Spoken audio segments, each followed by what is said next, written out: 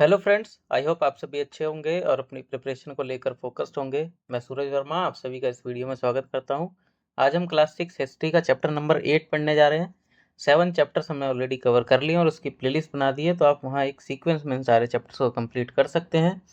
और इस चैप्टर के रिवीजन नोट्स आपको इस वीडियो के डिस्क्रिप्शन में मिल जाएंगे, जिससे कि आप इसको ईजिली रिवाइज भी कर सकें। तो चलिए बिना देरी करें हम अपने चैप्टर को स्टार्ट करते हैं। चैप्टर नंबर 8 है हमारा विलेजेस, टाउन्स एंड ट्रेड, यानी कि गांव, टाउन्स, या फिर उसको शहर बोल सकते हैं, कस्बा बोल सकते हैं, और ट्रेड यानी कि व्यापार। इस चैप्टर में हम इन्हीं 3 चीज़ों के बारे में पढ़ेंगे। तो जब हम आगे बढ़ें तो यहाँ पे एक स्टोरी दे रखी है, प्रभाकर की स्टोरी। प्रभाकर क्या है, एक ब्लैक स्मिथ की शॉप पर बैठा होता है, एक लोहार की दुकान पर बैठा होता है। और वो बैठे बैठे देखता है कि उसकी लोकल शॉप जो है वहाँ पे एक स्मॉल बेंच रखा है, उसके ऊपर बहुत सारे आयरन के टूल्स रखे हैं, जैसे कि एक्सिस, सिकल, और ये सारे बेचने के लिए उस टेबल पर रखे हुए हैं बेंच के ऊपर। एक चमकती हुई आग जल रही है, भट्टी जल रही है। उसके साथ साथ देखोगे बहुत ज़्यादा हीट है और मेटल को पीट कर शेप देने की कोशिश करी जा रही है और बहुत ज़्यादा नॉइज़ हो रहा है वहाँ पे। हालांकि इन सब चीज़ों के बावजूद जो प्रभाकर होता है उसको बैठकर ये चीज़ें देखना बड़ा अच्छा लगता है, बड़ा उसको खुशी मिलती है देख के। तो ये हमको इस स्टोरी के थ्रू ये बताना चाह रहे हैं कि आज के टाइम पे हम लोहे का कितना ज़्यादा इस्तेमाल करते हैं कि हम इस चीज़ पे ध्यान ही नहीं देते कि ये कितनी इंपॉर्टेंट चीज़ है। आज से लगभग देखोगे 3000 साल पहले जो है सब कॉन्टिनेंट में लोहे का यूज स्टार्ट हो चुका था, और उसके बाद में हमें सोसाइटी में चेंजेस देखने को मिले। जैसे हमने पढ़ा था कि जब इकोनॉमिक डेवलपमेंट हुआ, जब लोहे का यूज करना शुरू करा, तो किस तरीके से महाजनपदों का विस्तार शुरू हो गया। तो आगे बढ़े तो लिखा है आयरन टूल्स एंड एग्रीकल्चर, कि किस तरीके से आयरन के टूल्स और एग्रीकल्चर का रिलेशन है। We often take the use of iron for granted today. हम क्या है इसको नॉर्मली ले लेते हैं आयरन का यूज, क्योंकि इतना ज़्यादा यूज होने लग गया कि हम इसको ग्रांटेड ले लेते हैं। जो भी चीज़ें आयरन की बनी होती हैं, स्टील की बनी होती हैं, ये हमारी डेली लाइफ का पार्ट बन चुकी हैं। और ये जो आयरन्स हम आज के टाइम पे यूज कर रहे हैं, इसका हमारे सब कॉन्टिनेंट में लगभग 3000 साल पहले यूज होना स्टार्ट हो गया था। यानी कि अगर दूसरी भाषा में बात करें तो लगभग 1000 BC में आयरन की डिस्कवरी होने के बाद जो है यहाँ पे लोहे के यूजेस हमको देखने को मिलते हैं अपनी सब कॉन्टिनेंट में, इंडिया के अंदर। Some of the largest collections of iron tools and weapons were found in megalithic burials. जब मेगालिथ्स के बारे में हमने पढ़ा था तो वहाँ पे हमको लोहे के जो है कई सारे वेपन्स और औजार मिले थे, जो हम ऑलरेडी चैप्टर 4 के अंदर पढ़ चुके हैं। आगे कहता है लगभग 2500 साल पहले, यानी कि लगभग 500 BC। यहाँ एक चीज़ याद रखना, जब भी हम इस बुक के अंदर कुछ साल पहले की बात करेंगे तो हमेशा रेफरेंस पॉइंट माना जाता है लगभग 2000 को। अभी साल चल रहा है 2026, बट हम रेफरेंस पॉइंट किसको मानेंगे, 2000। तो आज से लगभग 2500 साल पहले का मतलब है 500 BC की बात कर रहा है। तो 500 BC से एविडेंसेस मिलते हैं कि आयरन के जो सॉरी टूल्स हैं उनका यूज बहुत ज़्यादा बढ़ गया। और खूब सारे आयरन टूल्स हमको देखने को मिलते हैं, जैसे कि एक्सिस हो गया, जिनको फॉरेस्ट को क्लीन करने के लिए यूज करा जाता था। आयरन के प्लाउ शेयर, इससे जो है क्रॉप प्रोडक्शन बहुत ज़्यादा बढ़ गया। ये सारी चीज़ें हमने चैप्टर्स में ऑलरेडी पढ़ चुके हैं पहले ही। तो प्लाउ शेयर जो है उसकी वजह से एग्रीकल्चर प्रोडक्शन क्या है, बढ़ गया बहुत ज़्यादा। नेक्स्ट आते हैं other steps to increase production, irrigation. क्योंकि हमें विलेजेस के बारे में बता रहा है, तो हमने देखा कि आयरन के डिस्कवरी के बाद जो है प्रोडक्शन वगैरह बढ़ गया, क्योंकि हम आयरन के प्लाउ शेयर का यूज करने लग गए। सेम उसी तरीके से दूसरे कुछ स्टेप्स थे जिसकी वजह से प्रोडक्शन जो है इंक्रीज हुआ, उसमें से हमसे बात करी जा रही है इरिगेशन की। उससे पहले यहाँ पे देख लो कुछ टूल्स दिखा रखे हैं हमको। जैसे सबसे नीचे ये जो हंसिया जिसको बोलते हैं, इसके नीचे एक हैंडल सा लगा होता है, इसको इंग्लिश में बोलते हैं सिकल। ठीक है, ये सिकल है। उसके साथ ये देखोगे एक्स है, और सबसे ऊपर जो है वो टोंग्स है, टोंग्स का एग्जाम्पल है। तो ये कुछ आयरन के टूल्स हमको दिखा रखे हैं। अब आते हैं हम अपने टॉपिक पर, इरिगेशन वाले टॉपिक पे। तो the kings and kingdoms you have been reading about could not have existed without the support of flourishing villages. जितने भी राजाओं के बारे में हमने पढ़ा, जितने भी साम्राज्यों के बारे में हमने पढ़ा, ये जो है बिना विलेजेस के सपोर्ट के फ्लरिश कर ही नहीं पाते। क्योंकि उस टाइम पे क्या होता था, जो किंग्स वगैरह होते थे ये टैक्स किससे कलेक्ट करते थे, विलेजेस से। इसलिए जो विलेज थे ये इनके लिए as a base for development इस तरीके से काम करते थे। While new tools and the system of transportation increased production. और उसी के साथ साथ देखोगे नए टूल्स, नए नए ट्रांसप्लांटेशन का सिस्टम, जैसे हमने पिछले चैप्टर में पढ़ा कि पैडी का ट्रांसप्लांटेशन करने लग गए थे, जिससे कि प्रोडक्शन जो है पहले के मुकाबले बढ़ा था। और उसी के साथ साथ इरिगेशन का भी यूज होने लग गया। इरिगेशन के साथ साथ देखोगे तो इस पीरियड में बहुत सारे चीज़ें डेवलप करी गई, जैसे कि canals, wells, tanks, artificial lakes, जिससे कि जब ऑफ सीजन हो उस टाइम पे भी क्या कर सकें, इरिगेशन कर सकें आराम से। आगे बढ़ें तो if you look at the chart you will find that some of the stages in the construction of irrigation works are mentioned. तो कुछ स्टेप्स हमको दिए हैं इरिगेशन के स्टेजेस के बारे में। तो जैसे इसको फिल करना है हमको। Kings need money for armies palaces and forts. जो राजा हुआ करते थे उनको क्या है, आर्मी मेंटेन करने के लिए, पैलेसिस को मेंटेन करने के लिए, फोर्ट्स को मेंटेन करने के लिए पैसे की ज़रूरत होती थी। तो वो क्या करते थे, फार्मर्स से टैक्स जो है वो डिमांड करते थे। अब क्योंकि टैक्स डिमांड करते थे तो जो फार्मर्स थे, अब थर्ड स्टेप यहाँ पे ये आएगा कि फार्मर्स जो है उनको अपने प्रोडक्शन को इंक्रीज करने की ज़रूरत पड़ती थी ताकि टैक्स को पे कर सके। और ये खाली तभी पॉसिबल था जब इरिगेशन फैसिलिटीज़ फार्मर्स को प्रोवाइड करी जाए, क्योंकि बिना इरिगेशन के जो है उनकी क्रॉप जो है प्रोडक्शन में कमी आ जाती थी। तो नेक्स्ट स्टेप अगर हम देखें तो जो किंग्स थे, जो राजा थे, वो पैसे और प्लान जो कि इरिगेशन वर्क से रिलेटेड होता था वो चीज़ें प्रोवाइड करवाते थे। तो इरिगेशन फैसिलिटीज़ जो है राजा वगैरह प्रोवाइड करवाते थे। उसके बाद क्या होता था, लोगों के द्वारा लेबर प्रोवाइड करी जाती थी और इसकी वजह से फार्मर्स जो है उनको भी फ़ायदा होता था और जो राजा था उनको भी टैक्स मिलने में बेनिफिट होता था। तो ये आप एक बार पढ़ लेना सारा, इसको सीक्वेंस में लगाना है आपको। Who lived in the villages, तो गांव में कौन कौन रहता था। तो बेसिकली यहाँ पे हमको दो टाइप से बताया जा रहा है कि जो हमारा सब कॉन्टिनेंट था वहाँ पे नदर्न पार्ट में और दूसरा देखेंगे तो सदर्न पार्ट में, यहाँ तीन तीन टाइप्स के लोग रहा करते थे। उनके बारे में हमको मेंशन कर रखा है कि यहाँ पे भी तीन टाइप्स, यहाँ पे भी तीन टाइप के। बट देखोगे तो ये लगभग जो तीन टाइप्स के लोग यहाँ पे बताए जाएंगे वो दोनों जगह सेम ही है, बस उनके नाम अलग अलग हैं। तो वही हम देखते हैं। There were at least 3 different kinds of people living in most villages in the southern and northern parts of the subcontinent. तो यहाँ हमको लगभग 3 टाइप के लोग देखने को मिलते हैं जो कि नदर्न और सदर्न दोनों पार्ट में रहा करते थे ग्रामीण इलाकों में। जैसे कि तमिल रीजन की बात करें तो यहाँ पे जो लार्ज लैंड ओनर्स होते थे उनको वेल्लालार बोला जाता था। अब ये एग्जाम के पर्सपेक्टिव से बहुत ज़्यादा इंपॉर्टेंट पॉइंट है कि वेल्लालार किसको बोला जाता था, जो लार्ज लैंड ओनर्स हुआ करते थे। उसी के साथ साथ कुछ ऑर्डिनरी प्लाऊमैन भी होते थे जो कि खेती करते थे, उनको बोलते थे उजावर। तो ऑर्डिनरी प्लाऊमैन जो थे उनको क्या बोला जाता था, उजावर। और लैंडलेस लेबर्स जो हुआ करती थी तमिल रीजन में, जिसमें स्लेव भी आते थे, उनको कहा जाता था कड़ई सियार या फिर आदिमई। तो यहाँ ये तीनों नाम याद रखने हैं हमको कि जो लार्ज लैंड ओनर्स हुआ करते थे उनको वेल्लालार बोला जाता था, जो ऑर्डिनरी प्लाउमैन होते थे उनको उजावर कहा जाता था, और जो लैंडलेस लेबर्स होते थे जिनके पास खुद की ज़मीन नहीं होती थी या जो स्लेव्स हुआ करते थे उनको कड़ई सियार या फिर आदिमई कहते थे। ये बहुत ज़्यादा इंपॉर्टेंट साइड है। वहीं अगर नदर्न पार्ट की बात करें, अभी हमने सदर पार्ट में देखा, साउथ वाले हिस्से में, तमिल वाले रीजन में। तो नदर्न पार्ट की बात करें तो विलेज हेडमैन उसको बोला जाता था ग्राम भोजक, और usually man from the same family held the position for generation. और ये जो पोजीशन होती थी ग्राम भोजक वाली, जैसे अभी हमने लार्ज लैंड ओनर्स को देखा कि वेल्लालार बोलते थे, सेम जो है नॉर्थ इंडिया में जो लार्ज लैंड ओनर्स होते थे इनको ग्राम भोजक बोला जाता था। और ये जो ग्राम भोजक की पोजीशन थी ये हेरिडेटरी थी, यानी कि पिता जो है अगर वो ग्राम भोजक है तो उसका बेटा आगे चल के ग्राम भोजक बन जाएगा, इस तरीके से ये चलती थी, हेरिडेटरी।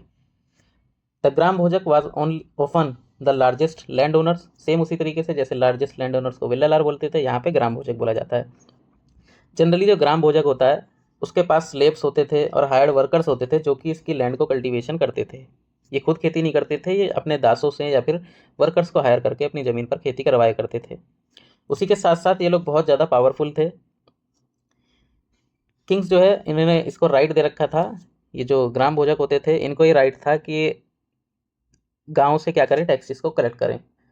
उसी के साथ साथ ये कभी कभी जज और समटाइम्स पुलिस मैन की तरह भी ये एक्ट करते थे, मतलब कोई अगर गलत करता था तो ये उसको सजा भी दे सकते थे।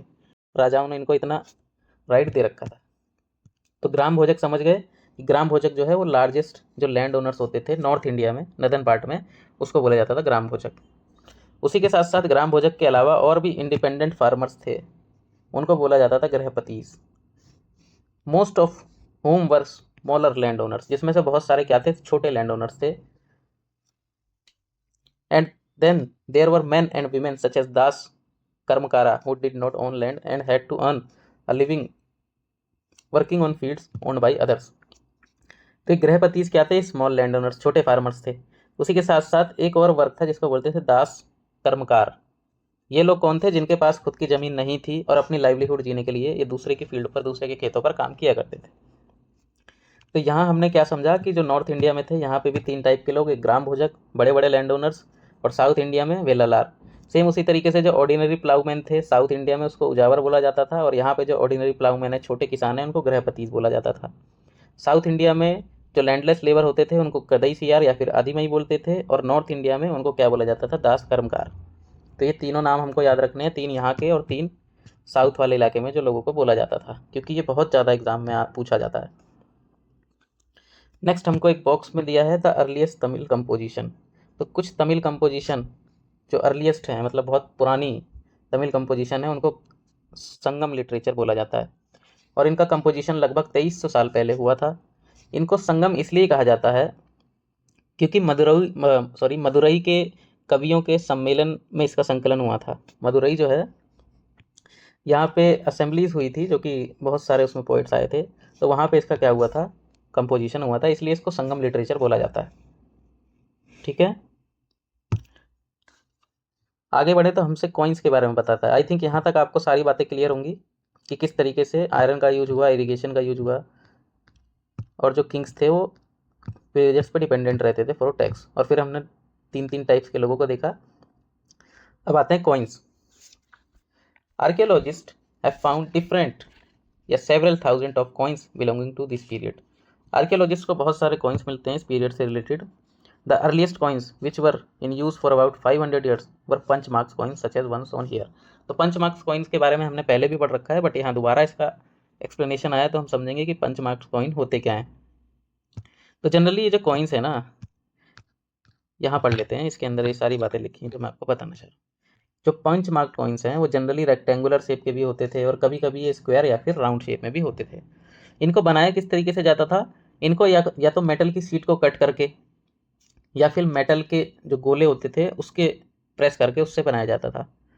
These coins were not inscribed, यानी कि इन कॉइन्स के ऊपर हम कोई चीज़ लिखते नहीं थे यूँ करके इंस्क्राइब, बल्कि हम क्या करते थे, स्टैम्प करते थे। उस समय पर स्टैम्प करा जाता था सिंबल्स को यूजिंग डाइज और punches.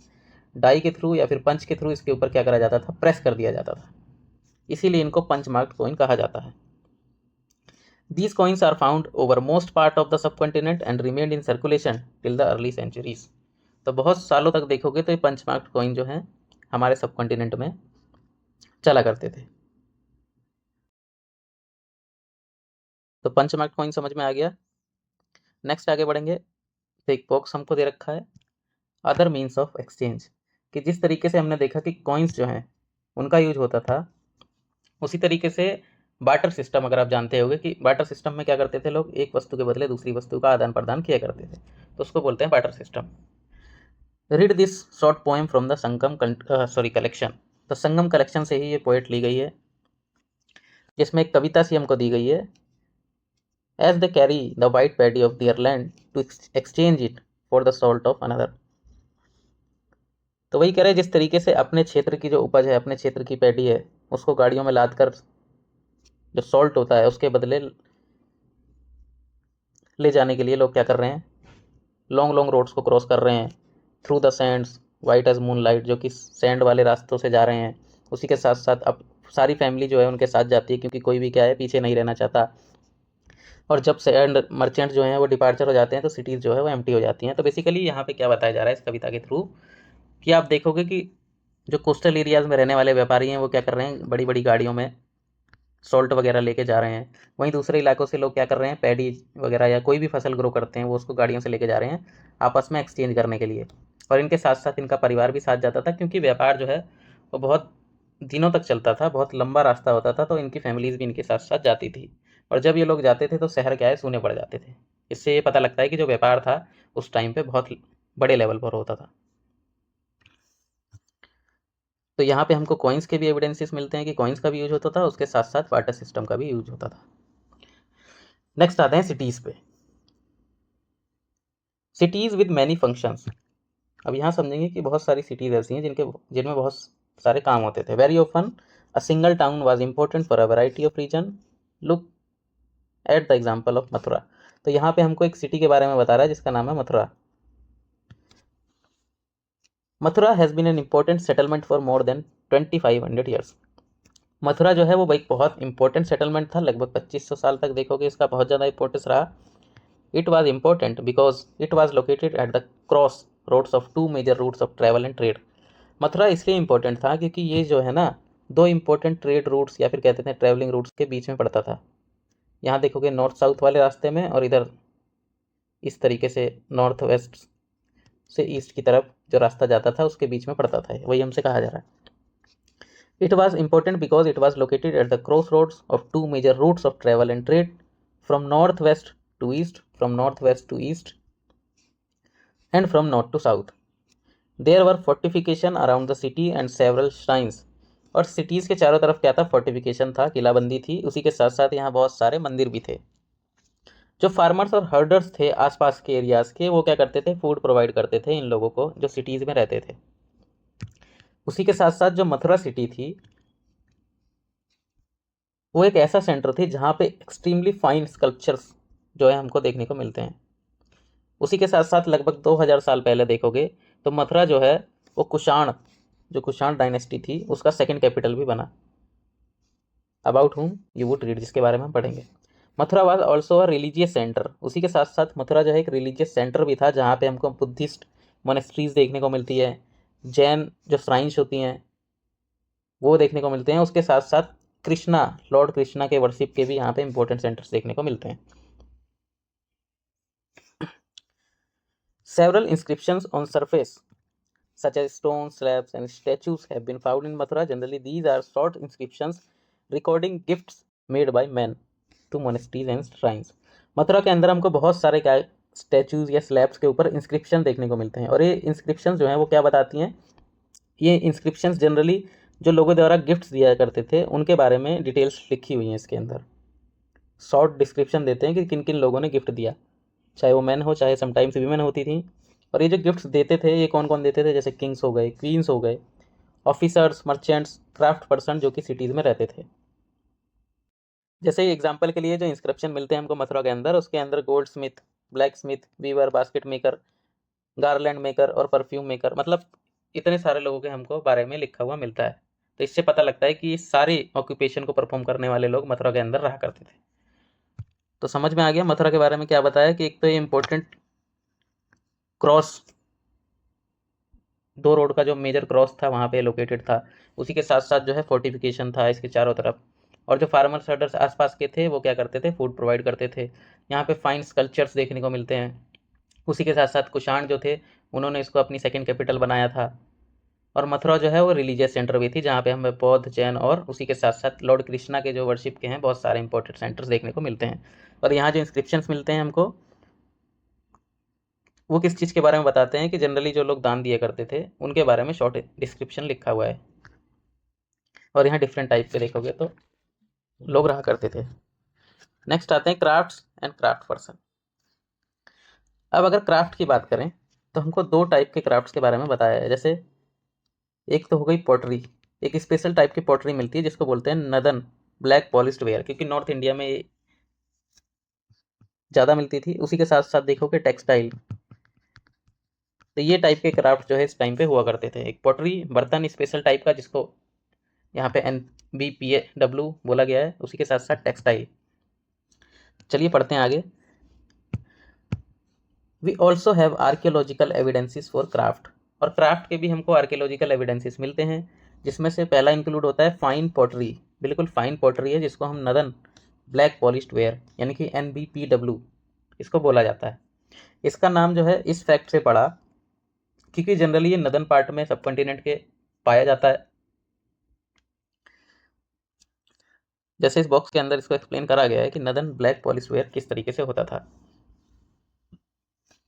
NBPH is a hard wheel made, जैसे आज के टाइम पे देखा होगा आपने जो कुम्हार होते हैं वो क्या करते हैं, एक बड़ा सा व्हील होता है उसके ऊपर मिट्टी लेके हाथ से उसको शेप देते हैं, सेम उसी तरीके से ये भी व्हील के द्वारा मेड करा जाता था।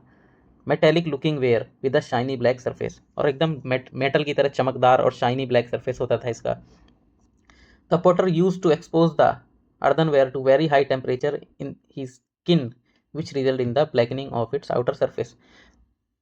और जो पॉटर था वो इन अर्दनवेयर को, इस बर्तनों को, इन पॉट्स को, पॉटरी को क्या करता था, भट्टी के अंदर बहुत लंबे समय तक हाई टेम्परेचर पर पकाता था जिसकी वजह से इसका जो आउटर सरफेस है वो काला दिखने लगता था। उसके बाद एक ब्लैक स्लिप एक पॉलिश सी अप्लाई कर देते थे इसके ऊपर, जिससे कि इसमें एकदम शाइन आ जाती थी, बिल्कुल मिरर मिरर जैसी। तो यहाँ से हमको समझ में आया कि जो बर्तन था एक जैसे आज के टाइम पे आपने देखा होगा, सेम उसी तरीके से इस टाइम पे बनाया जाता था। पॉटर्स व्हील के ऊपर उसको बनाया जाता था, फिर उसको आग के अंदर पकाया जाता था और उसके ऊपर पॉलिश करी जाती थी, जो बिल्कुल एकदम मिरर लाइक शाइन करता था। उसी के साथ साथ देखोगे तो आर्कियोलॉजिकल एविडेंसेस जो हैं बहुत सारे ऐसे हैं कि जो सर्वाइव नहीं कर पाए, बट हमको इसके एविडेंसेस मिले नदन ब्लैक पॉलिश वेयर के। उसी के साथ साथ बहुत सारे टेक्स्ट हैं जिसमें हमको क्या है, मैन्युफैक्चरिंग ऑफ क्लॉथ, जो कि एक इंपॉर्टेंट काम था उस टाइम पे, उसके एविडेंसेस मिलते हैं कि क्लॉथ जो है वो भी मैन्युफैक्चरिंग करी जाती होगी।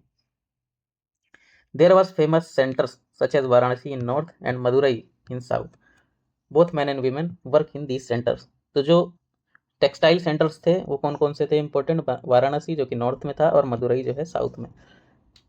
यहाँ पे हमको मैन्युफैक्चरिंग ऑफ क्लॉथ के एविडेंसेस मिलते हैं कुछ टेक्स्ट के through. Many craft person and merchants now formed associations known as श्रेणीज। अब ये बहुत ज़्यादा इंपॉर्टेंट है एग्जाम पॉइंट ऑफ व्यू से कि श्रेणीज किसको बोला जाता है। तो जो क्राफ्ट पर्सन और मर्चेंट्स थे वो अपना एसोसिएशन बनाने लग गए, और एसोसिएशन का नाम क्या था, श्रेणीज। दी श्रेणीज यानी कि ये जो एसोसिएशंस थे of craft person provided training, procured raw material and distribute the finish good. जो क्राफ्ट पर्सन की श्रेणीज थी वो लोगों को ट्रेनिंग प्रोवाइड करते थे, रॉ मटेरियल को प्रोक्योर करते थे और उसके साथ साथ फिनिश गुड्स को डिस्ट्रीब्यूशन का काम करते थे। वहीं देखोगे तो जो एसोसिएशन या फिर श्रेणीज थी मर्चेंट्स की, उनका काम क्या था कि वो ट्रेड को ऑर्गेनाइज करते थे, व्यापार का संचालन किया करते थे। और ये जो एसोसिएशंस या फिर श्रेणीज थी ये बैंक्स की तरह भी काम करती थी, जहाँ पे जो रिच पीपल होते थे, चाहे वो आदमी हो चाहे औरत हो चाहे मैन वीमेन, वो क्या करते थे, अपनी मनी को डिपॉजिट किया करते थे। This was invested and part of the interest was return और use to support religious institution such as monasteries. तो जो प्रॉफिट होता था उसको जिन लोगों ने इन्वेस्ट करा है उसको रिटर्न कर दिया जाता था, और उसी के साथ साथ कुछ पैसा जो है वो रिलीजियस इंस्टीट्यूशन जैसे कि मोनेस्ट्रीज वगैरह के अंदर दान कर दिया जाता था। यहाँ पे एक बॉक्स दिया है rules for spinning and weaving. तो जो स्पिनिंग और वीविंग होता था कपड़ों का, उसके लिए कुछ रूल्स थे जिसके बारे में हमको अर्थशास्त्र के अंदर लिखा हुआ मिलता है, जिसके बारे में हम ऑलरेडी चैप्टर 7 में पढ़ चुके हैं। यहाँ पे डिस्क्राइब करा गया है कि किस तरीके से स्पिनिंग और वीविंग जो है वो वर्कशॉप से करी जाती थी, वर्कशॉप के अंदर करी जाती थी under the supervision of a special official, एक स्पेशल ऑफिशियल के अंडर में। तो यहाँ लिखा है जो विडोज जो विधवा होती थी या फिर डिफरेंटली एबल्ड वीमेन होती थी, उसके साथ नन्स के बारे, नन्स या फिर mother of partition, retired women, ये जितने भी लोग हैं या वीमेन सर्वेंट्स जो हैं किंग की, जो कि रिटायर हो चुकी है अपनी सर्विस से टेम्पल से, may be used for processing wool, bark, cotton, hemp and flax. तो ये सारी लोग क्या करते थे, प्रोसेसिंग करते थे वुल की, बार्क की या फिर कॉटन, हेम की और फ्लेक्स की। They should be paid according to the quality and the quantity of work. और इनको पेमेंट किस तरीके से मिलती थी, जिस तरीके से क्वालिटी और इनकी क्वांटिटी होती थी वर्क की, उसके हिसाब से इनको पेमेंट मिलती थी। Woman who are not permitted to leave their homes can send maid servant to bring the raw material from the superintendent and take the finished work back to him। और जिन औरतों को बाहर जाने का अधिकार नहीं था वो क्या करती थी, क्या कर सकती थी कि अपने सर्वेंट्स को भेजकर रॉ मटेरियल को मंगा सकती थी और जो फिनिश गुड्स था उसको वापसी भिजवा सकती थी। और जो वुमेन, जो औरतें जो हैं वर्कशॉप विजिट करती थी अपने फिनिश गुड को ले जाने के लिए, उनको डाउन सुबह मॉर्निंग में बिल्कुल अर्ली मॉर्निंग जाना पड़ता था और अपने वेजेस उनको मिल जाते थे इसके बदले। There should be enough light to examine the work, क्योंकि सुबह के टाइम ऐसा होता होगा कि उजाला जो है अच्छा था ताकि वर्क को अच्छे से एग्जामिन कर सकें। और अगर सुपरिटेंडेंट जो होता था अगर किसी महिला की तरफ गलत तरीके से देखता था या फिर इधर उधर की बातें करता था काम के अलावा, तो उसको पनिशमेंट मिलती थी। और अगर कोई वीमेन अपना काम ढंग से कंप्लीट ना कर सके तो उसको फाइन देना पड़ता था। और कभी कभी तो ऐसा होता था कि उनके थम्स यानी कि अंगूठे को भी कट कर दिया जाता था। तो यहाँ एक हमको क्या है, रूल्स लिखे हुए हैं अर्थशास्त्र के अंदर किस तरीके से स्पिनिंग और वीविंग में है महिलाएं किया करती थी। नेक्स्ट आगे बढ़े तो अ क्लोजर लुक अरिकामेडु। अरिकामेडु के बारे में हमको कुछ बातें दी हुई हैं कि अरिकामेडु जो है वो पुडुचेरी में, मैप 7 में, अगले चैप्टर जब आप पढ़ोगे तो उसके अंदर मैप में इसको दे रखा है, आप वहाँ से देख लेना कि कहाँ पे है अरुकामेडी। ये आपकी होमवर्क है एक तरह का कि आपको देखना है अरुकामेडी कहाँ पे लोकेटेड है। Between 2200 and 1900 years ago, Arikamedu was a coastal settlement where ships unloaded goods from distant lands, जहाँ पे बहुत दूर दूर से क्या थी, शिप्स आती थी और अनलोड करी जाती थी. A massive brick structure which have been a warehouse, एक मैसिव बिग स्ट्रक्चर हमको देखने को मिला है जो कि हो सकता है कि उस टाइम का वेयर हाउस होगा. उसी के साथ साथ हमको एक स्पेशल पॉटरी देखने को मिलती है. Other finds include pottery from the Mediterranean region such as amphora, tall double handle jars that contain liquid such as wine और ऑयल. तो एक स्पेशल टाइप की हमको पॉटरी देखने को मिलती है जिसका नाम है एम्फोरा. और ये कैसा होता था, इसके दोनों तरफ हैंडल होता था पकड़ने के लिए, और इसको यूज किस लिए करा जाता था कि इसमें हो सकता है वाइन या फिर ऑयल को है उसको कंटेन करा जाता था. उसी के साथ साथ एक stamped red glaze pottery known as Arretine ware, ये भी पाई जाती है. एरेटाइन वेयर इसका नाम इसलिए पड़ा क्योंकि सिटी एक है इटली की, उसके नाम पे इसका एरेटाइन वेयर नाम पड़ा. तो इसको किस तरीके से बनाया जाता था, by pressing wait clay into A stamped mould. तो एक सांचा होता था, उसके अंदर गीली मिट्टी को प्रेस करके इन बर्तनों को बनाया जाता था.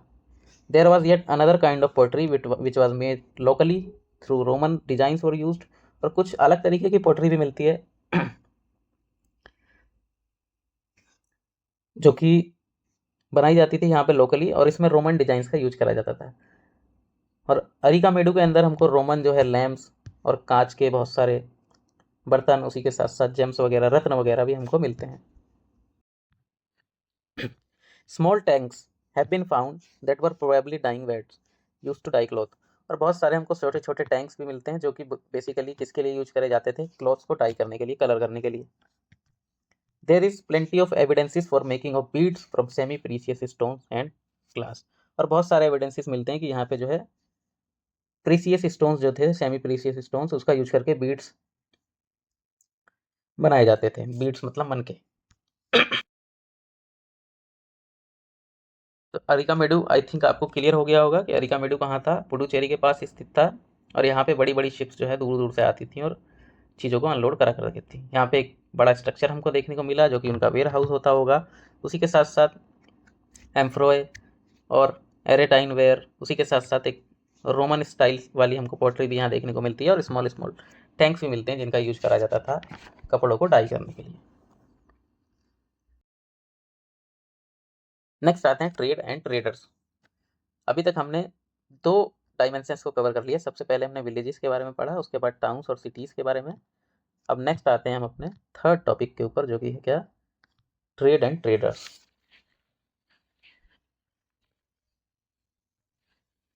Trade and traders. You have read about the northern black polished where this fine pottery, especially bowls and plates, were found from several archaeological sites throughout the subcontinent. जो हमने नदन ब्लैक पॉलिश वेयर के बारे में पढ़ा जो कि एकदम fine pottery थी, जिसमें बाउल्स और प्लेट्स जो हैं बहुत ज़्यादा स्पेशल थी, ये हमको कई सारी साइट से मिलती हैं. आर्कियोलॉजिस्ट को ये बहुत अलग अलग बनती तो नदन पार्ट में थी, बट इनके एविडेंसेस हमको बहुत सारे पार्ट से देखने को मिलते हैं. और ऐसा इसलिए हो सकता है कि किस तरीके से पहुंची होंगी. जो ट्रेडर्स थे वो हो सकता है कैरी करके ले जाते थे एक जगह से दूसरी जगह पर इनको, और उनको बेचा करते थे. इसीलिए जो है अदर पार्ट्स में भी हमको देखने को मिलती है. South India was famous for gold. South India किस लिए फेमस था, गोल्ड के लिए, स्पाइसिस के लिए, स्पेशली काली मिर्च यानी कि pepper, and precious stones. Pepper was particularly valued in Roman Empire so much so that it was known as black gold. और रोमन एम्पायर के अंदर पेपर का इतना ज़्यादा इंपॉर्टेंस था कि ये लोग इसको ब्लैक गोल्ड बोलते थे. So traders carry many of these goods to Rome in ships across the sea and by land in caravans. There must have been quite a lot of trade as many Roman gold coins have been found in South India. तो जो Roman empire था, यहाँ के जो traders थे, यहाँ India से क्या करते थे, बड़ी बड़ी शिप्स के अंदर, कारवांस के अंदर, लैंड के थ्रू भी जाते थे, शिप्स के थ्रू समुद्र के रास्ते भी जाते थे. और बहुत सारे हमको क्या है, रोमन कॉइन्स भी देखने को मिलते हैं, जिससे हमको ये पता लगता है कि साउथ इंडिया और रोमन एम्पायर के बीच में क्या है, ट्रेड जो है बहुत ज़्यादा हुआ करता था. आगे बढ़ें तो हमसे कहता है traders explored several sea routes. Traders जो थे उन्होंने बहुत सारे सी रूट्स खोज लिए. Some of these followed the coast. कुछ सी रूट ऐसे थे जो कोस्ट को फॉलो करते थे. Some were often across the Arabian Sea and Bay of Bengal. और कुछ ऐसे थे जो कि क्या करते थे, अरेबियन सी और बे ऑफ बंगाल क्रॉस करते थे. where sailors took advantage of the monsoon winds to cross the seas more quickly, so if they wanted to reach the western coast of the subcontinent from East Africa or Arabia. अब होता क्या था कि जैसे Africa का coast है और ये इंडिया, तो जब साउथ वेस्ट मानसून का टाइम आता है तो हवा कुछ इस डायरेक्शन में चलती है, तो ये व्यापारी क्या करते थे, अफ्रीका का जो कोस्ट है यहाँ से साउथ वेस्ट मानसून का फ़ायदा उठाते थे कि जब इधर को हवाएं चलती थी साउथ वेस्ट मानसून में, तब ये अपनी शिप्स लेके चलते थे और इजीली इंडिया के पास पहुंच जाते थे। तो वही है, where sailors took advantage of the monsoon winds to cross the seas more quickly, क्योंकि हवाएं उस तरफ की होती थी तो बहुत आसानी से समुद्र को है जो पार करके वहाँ पहुँच जाते थे और रीच कर जाते थे वेस्टर्न कोस्ट को, यानी कि जो हमारे इंडिया का जो वेस्टर्न कोस्ट है यहाँ पे पहुँच जाते थे। They choose to sail with the northwest monsoon and sturdy ships had to be built for the long journey, और बड़े बड़े जहाज और मजबूत जहाज ये लोग बनाने लग गए जर्नी को कंप्लीट करने के लिए। नेक्स्ट आते हैं new kingdoms along the coast. तो अब यहाँ पे हमको बताया जा रहा है कि बहुत सारे किंगडम्स हमको कहाँ देखने को मिलते हैं, जो कि समुद्र के जो तट होते हैं, समुद्र के तट के आसपास बहुत सारे हमको राज्य देखने को मिलते हैं, क्योंकि उस टाइम पे व्यापार जो है वो कोस्टल एरियाज से ज़्यादा हुआ करता था, इसलिए कोस्टल एरियाज की इंपॉर्टेंस जो है धीरे धीरे बढ़ने लग गई। The southern half of the subcontinent is marked by long coast line. तो इंडिया का जो हम सदर्न पार्ट देखते हैं तो यहाँ पे कोस्ट लाइन जो है बहुत ज़्यादा लंबी है, with hills plateaus and river values, जहाँ पे हिल्स भी हैं, प्लेट्यू भी हैं, रिवर वैलीज भी हैं। Amongst the river valleys that of Kaveri is most fertile. जितनी भी रिवर वैलीज हैं जो समुद्र नदियों द्वारा जो वैलीज बनाई गई हैं, इनमें सबसे ज़्यादा फर्टाइल कौन सी थी, Kaveri. Chiefs and kings who control the river valleys and the coast become rich and powerful. और जो लोग, जितने भी मुखिया थे या राजा थे जो इन रिवर वैलीज और कोस्ट को कंट्रोल करते थे, वो बहुत ज़्यादा पावरफुल और रिच बन गए। Sangam poems mention the Muvendar, this is a Tamil word meaning three chiefs. Sangam poem के अंदर हमको मूवेंदार जो है इनके बारे में व्याख्या मिलती है, इसका मतलब होता है three chiefs used for the heads of three ruling families, the Chola, Cheras and Pandyas. तो चोल, चेर और पांडे, इनके जो तीन मुखिया थे, बेसिकली उनके लिए वर्ड यूज करा गया होगा मूवेंदार। तो यह याद रखना है, मूवेंदार किसके लिए यूज करा जाता था, चीफ्स के लिए। Each of three chiefs had two centres of power. और ये जिन थ्री चीफ्स की बात करी जा रही है, तीन मुखियाओं की बात करी जा रही है, इनके लगभग तीनों के दो दो इंपॉर्टेंट सेंटर्स होते थे, जिनमें से ये एक सेंटर बनाते थे इनलैंड और दूसरा कोस्टल एरियाज में। ऑफ दिस 6 सिटीज़, और इन 6 सिटीज़ में से तीन मुखिया, इनकी दो दो सिटीज़, यानी कि टोटल 6 सिटीज़ जो हैं, उनमें से 2 सिटीज़ बहुत ज़्यादा इंपॉर्टेंट थी, जिसमें पहली थी कावेरी पट्टनम, या फिर जिसको पुहार बोलते थे, पुहार या फिर कावेरी पट्टनम, जो कि चोलास का एक पोर्ट हुआ करता था। उसी के साथ साथ मदुरई, जो कि कैपिटल थी पांड्यास की। ये बहुत ज़्यादा इंपॉर्टेंट सिटीज़ थी दोनों। The chiefs did not collect regular taxes, instead they demanded and receive gifts from the people. और ये जो चीफ्स थे, मुखिया थे, ये लोग क्या करते थे, रेगुलर टैक्सेस कलेक्ट नहीं करते थे, उसके बजाय ये लोगों से डिमांड्स करते थे गिफ्ट्स की। और कभी कभी ये मिलिट्री एक्सपेडिशन भी परफॉर्म करते थे, और जहाँ भी ये लोग जाते थे वहाँ से ट्रिब्यूट को कलेक्ट करते थे अपने नेबरिंग एरियाज से भी। They kept some of the wealth and distribute the rest among their supporters including members of their family, soldier, poets. और जितनी भी वेल्थ ये लोग कलेक्ट करते थे उसमें से कुछ अपने लिए रखते थे, और उसके साथ साथ अपने सपोर्टर्स को, अपने मेंबर्स ऑफ फैमिलीज़ को, सोल्जर्स, और यहाँ तक कि पोएट्स जो हुआ करते थे उनके बीच ये लोग बांटा करते थे। Many poets whose composition are found in the Sangam collection composed poem in praise of chiefs। तो बहुत सारी हमको संगम कलेक्शन के अंदर पोएम्स मिलती हैं जो कि चीफ्स के प्रेज में इन लोगों ने लिखी है, जो कि इन पोएट्स को, क्योंकि ये लोग precious stones, gold, horses, elephant, chariots और ये सारी चीज़ें रिवार्ड के रूप में दिया करते थे, इसलिए बहुत सारे जो हैं पोएट्स ने इन चीफ्स के बारे में प्रेज कर रखी है, उनके बारे में गुणगान कर रखा है। अराउंड 200 ईयर्स लेटर, और बाद में देखोगे कि नई डायनेस्टी जो है, जिसको सतवाहनास बोला जाता है, वो पावरफुल हो जाते हैं वेस्टर्न इंडिया में। और उनमें से एक इंपॉर्टेंट रूलर था सातवाहनास का, उसका नाम था गौतमी पुत्र श्री सताकर्णी, या सातकर्णी बोलते हैं। तो अभी हमने क्या देखा कि जो कोस्टल एरियाज में हैं वहाँ पे क्या थे, कुछ चीफ्स थे जो कि कंट्रोल करते थे इन रिवर वैलीज को और फर्टाइल लैंड जो थी और कोस्टल एरियाज को, और इनके कुछ इंपॉर्टेंट सेंटर भी थे। उसी के साथ साथ लगभग 200 साल बाद क्या हुआ, वेस्टर्न वाले एरियाज में इंडिया के, वहाँ पे एक नई डायनेस्टी जो है वो पावरफुल होना स्टार्ट हो जाती है, जिसका नाम होता है सतवाहनास। और उनका एक इंपॉर्टेंट रूलर होता है जिसका नाम होता है Gautamiputra Shri Satakarni. We know about him from an inscription composed on behalf of his mother Gautami Balashri. और इनके बारे में हमें पता लगता है एक इंस्क्रिप्शन में, जहाँ पे इनकी मदर के बारे में लिखा होता है। इनकी मदर का नाम क्या है, गौतमी बालाश्री। तो गौतमी बालाश्री के बारे में एक इंस्क्रिप्शन के अंदर श्री गौतम सातकर्णी के बारे में लिखा है, Gautamiputra Shri Satakarni. He and others Satavahanas rulers were known as lords of the Dakshinapatha. और ये जितने भी सातवाहनाज रूलर्स थे, गौतमी पुत्र श्री सतकर्णी और उसके साथ साथ अदर जो रूलर्स थे, इन सबको बोला जाता था लॉर्ड्स ऑफ दक्षिणी पथ। दक्षिण पथ मतलब जो दक्षिण की तरफ जाने वाला रास्ता है, जहाँ पे चोल चेरा और पांड्या रहते थे, इनका रूल था। यहाँ जाने का रास्ता क्या था, दक्षिण पथ, उस पर इन लोगों ने कंट्रोल कर रखा था, इसीलिए इनको लॉर्ड्स ऑफ दक्षिण पथ बोला जाता था। Literally the route leading to the south, which was also used as the name for the entire southern region. He sent his army to the eastern, western and southern coast. और इसने अपनी आर्मीज भी भेजी दूसरी जगहों पर कब्जा करने के लिए। नेक्स्ट आता है silk route and Kushan. Silk route क्या था, एक ऐसा रूट था जिसके थ्रू क्या है, यूरोप या फिर जो वेस्टर्न एशिया था उसके साथ ट्रेड करने के लिए ये लैंड रूट वाला रास्ता था।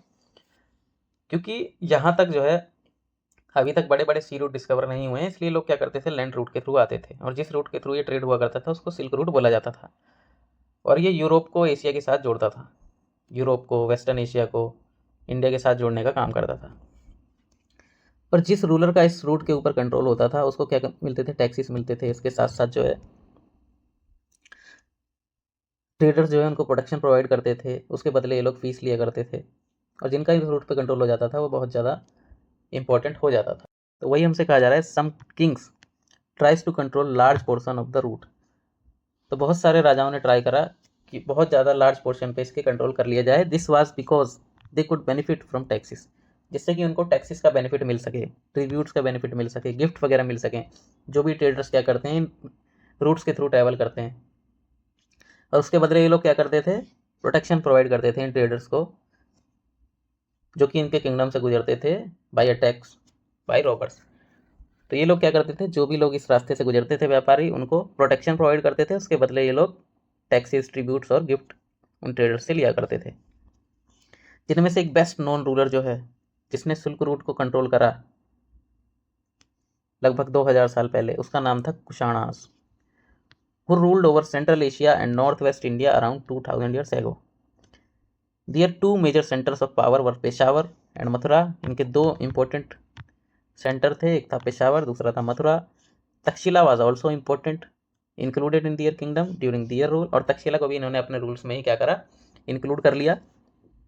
A branch of the Silk Route extended from Central Asia down to the seaport at the mouth of the river Indus, from where silk was shipped westward to the Roman Empire।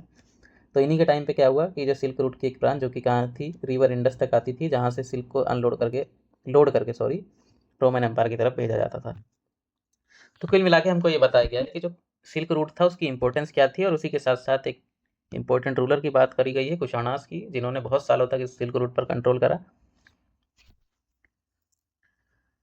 आगे बढ़े तो एक बार इसके fill in the blanks देख लेते हैं, जिससे कि ये चैप्टर्स हमको जो अभी तक हमने पढ़ा वो पूरा रिवाइज हो जाए इजीली। तो पहला पूछ रहा है, dash was the word use for large land owners in Tamil. तो तमिल वाले एरिया में यानी कि साउथ इंडिया में जो लार्ज लैंड ओनर्स हुआ करते थे उनको क्या बोला जाता था, Vellalar. Grama bhojaka often got his land cultivated by the. Grama bhojaka किसको बोलते थे, जो नॉर्थ इंडिया में जो लार्ज लैंड ओनर्स होते थे उनको ग्राम भोजक बोला जाता था। और उनकी लैंड पे कल्टीवेशन कौन करता था, जो स्लेब्स होते थे और जो हायर्ड वर्कर्स होते थे वो लोग यहाँ पे काम करते थे। Ploughman were known as dash in Tamil. तो तमिल भाषा में जो प्लाउमैन होते थे उनको क्या बोलते थे, उजावर। मोस्ट गृहपतिज वर डैश लैंड ओनर्स। तो बहुत सारे गृहपति जो थे वो क्या थे, स्मॉल, इनके पास छोटी छोटी लैंड होल्डिंग होती थी। तो यहाँ कीवर्ड्स देख लो, आयरन, इरिगेशन, पोर्ट, संगम, श्रेणी जो था एसोसिएशन था किसका, क्राफ्ट पर्सन का और ट्रेडर्स का, सिल्क रूट, ट्रेडर्स। तो यही सब था इस चैप्टर में। आई होप ये चैप्टर आप लोगों को अच्छा लगा हो, और अच्छा लगा हो तो प्लीज़ इस वीडियो को लाइक, शेयर और सब्सक्राइब जरूर करें, चैनल को सब्सक्राइब जरूर करें। मिलते हैं एक नेक्स्ट चैप्टर में एक नई वीडियो के साथ। Thank you for watching. जय हिंद।